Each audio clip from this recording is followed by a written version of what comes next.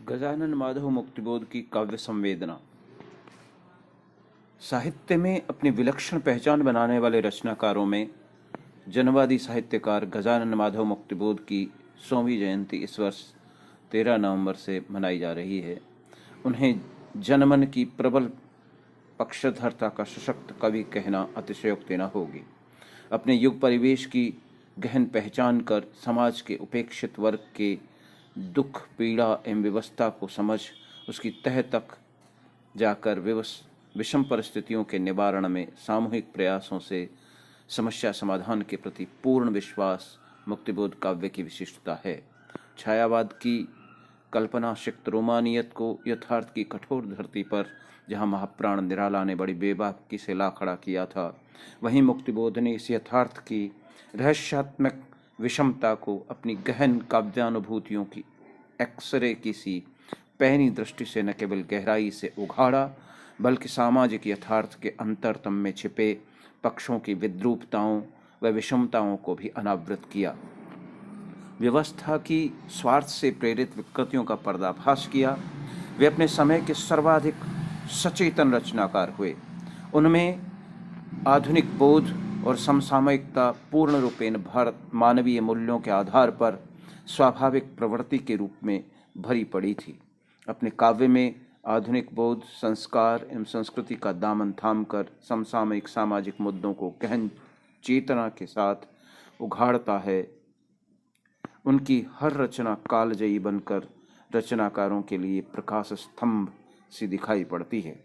कवि हृदय रूप से संवेदनशील और भावुक होता है, जो अपने परिवेश से प्राप्त अनुभवों से संपुष्ट होता रहता है और इन अनुभूतियों में पारिवारिक संस्कार, सामाजिक सरोकार, तत्कालीन स्थितियां अमित प्रभाव डालती हैं। मुक्तिबोध के जाने माने परिवार में अत्यधिक धर्मपरायणता, संस्कृत व उर्दू फारसी का सहज ज्ञान और पठन पाठन का प्रचलन पीढ़ी दर पीढ़ी संस्कार की तरह चलता आया।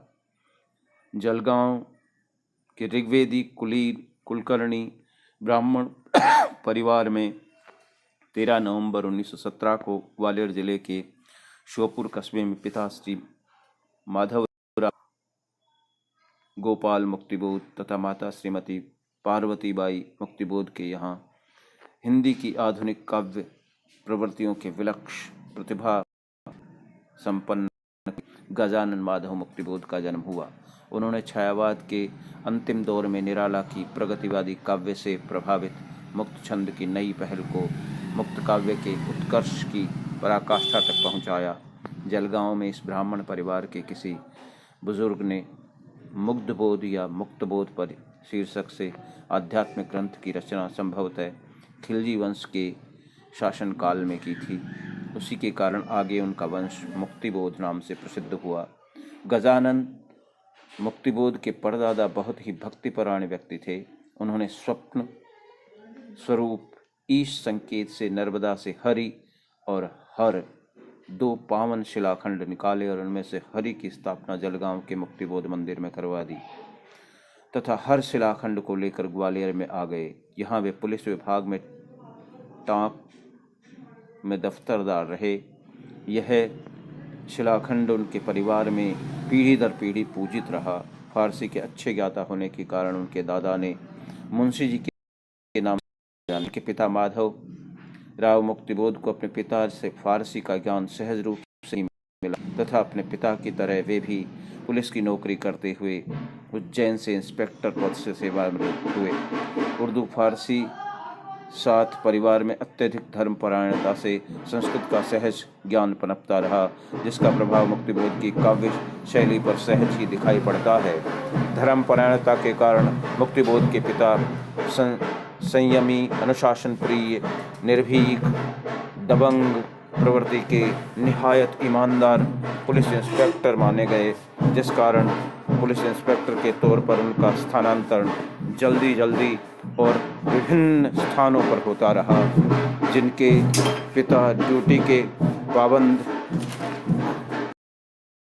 घूस के प्रबल विरोधी, फाके मस्ती में जीवन बसर करने में संतुष्ट, सौम्य प्रकृति के व्यक्ति थे और माँ बुंदेलखंड के ईशागढ़ के किसान परिवार की बेटी, जो धार्मिक प्रवृत्ति के साथ साथ तत्कालीन साहित्य में भी विशेष रुचि रखने वाली एक जागरूक महिला थी।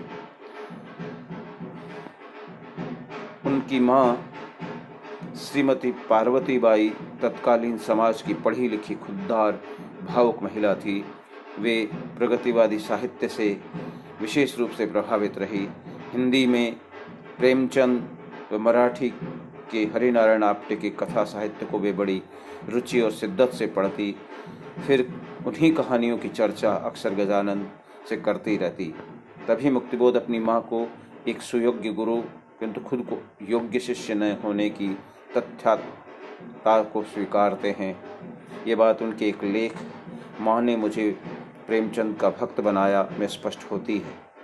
युग चेतना इस कवि की अनुभूतियाँ सामाजिक अन्याय, दुखों, अभावों, विषमताओं के प्रति गहन संवेदनात्मक तथा व्याकुल दृष्टि कुछ कबीर की सी छटपटाहट भरी रही। संत कबीर का सामाजिक अन्याय, विषमता व अत्याचार के प्रति आक्रोश खंडन मंडन व कुरीति भंजन में पोंगापंथी या समाज के तथाकथित उच्च वर्ग से सीधे सीधे मुखर विद्रोही स्वर के रूप में उभरता है, तो मुक्तिबोध युगों युगों से चली आ रही जन सामान्य के शोषण की प्रक्रिया में सत्ता व्यवस्था के कुचक्रों से पैदा हुए भयावह स्थितियों का पर्दाफाश करने के लिए काव्य में फैंटेसी, स्वप्न व यथार्थ का सम्मिश्रण करके समाज में व्याप्त यथास्थिति की जड़ता को तो अथक प्रयास करते दिखाई देते हैं। उनका काव्य मानव जीवन के मार्मिक पक्षों का प्रभावशाली यथार्थ चित्रण करके काव्य में आई जड़ीभूत सौंदर्यानुभूति को तोड़ने के महत् लक्ष्य को लेकर चला। उनके काव्य का सौंदर्य विद्रूप का रहस्यात्मक चित्रण करके शोषण प्रक्रिया के आमूल विनाश के व्यापक उद्देश्य में निहित है। समाज के विद्रूपता भरे यथार्थ का चित्रण करते हुए वे कहते हैं, बुद्ध के स्तूप में मानव के सपने गढ़ गए, गाढ़े गए, ईसा के पंख सब झड़ गए, झाड़े गए, सत्य की देवदासी चोलियां उतार गईं, स्वप्नों की बातें सब चीरी गई, फाड़ी गई, बाकी सब जीवन में झोल है।